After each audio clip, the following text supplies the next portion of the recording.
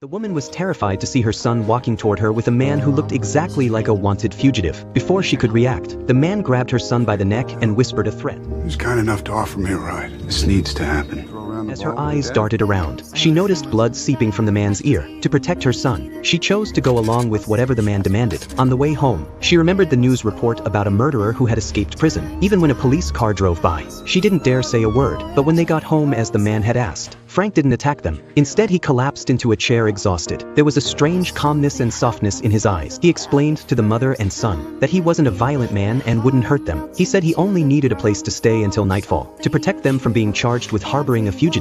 Frank tied Kate loosely to a chair. His hands were gentle, as if afraid to hurt her, maybe to thank them for letting him stay. Frank went to the kitchen and cooked lunch for them. Since Kate was tied up, he carefully blew on each bite to cool it down, then fed it to her with a spoon. Looking at this gentle man, Kate found it hard to associate him with the label of murderer. When night fell, Frank untied Kate before he planned to leave, but the sound of a passing patrol car forced him to stay longer. The next morning, Frank got up early and made breakfast for them again. This time, Kate walked over holding the rope. You won't be needing that any longer. But if the day comes when you have to say I tied you up, you won't be lying. Frank's calm demeanor made Kate lower her guard a little. Her eyes softened without her realizing it. Wanting to repay the kindness they showed him, Frank started helping out around the house. He changed the car's fuses, chopped wood for winter, cleaned the house inside and out. He even taught Parker how to play ball. His tone was serious and fatherly, something Parker had always longed for. Kate saw all of this and her heart began to waver. Maybe this man wasn't as bad as she thought. When she carefully sewed up Frank's pants, Frank noticed the scar on her leg and asked about it. But before she could answer, there was a knock at the door.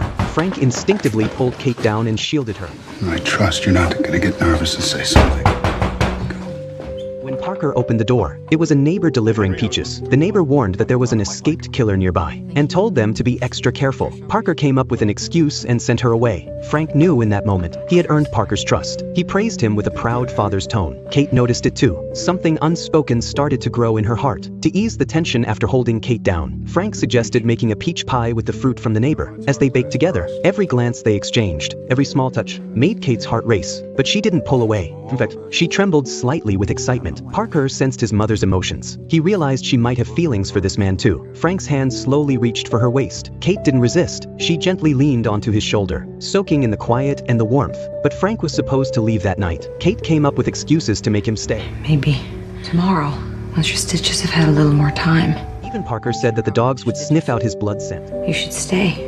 Facing such tender pleas, Frank didn't give an answer, but from that moment, he never mentioned leaving again. He fixed the loose stairs, repaired the squeaky door, and like a real father, taught Parker how to change a tire. In their free time, Kate put on a dress and danced with Frank. Time seemed to freeze in that perfect moment, watching the happiness on their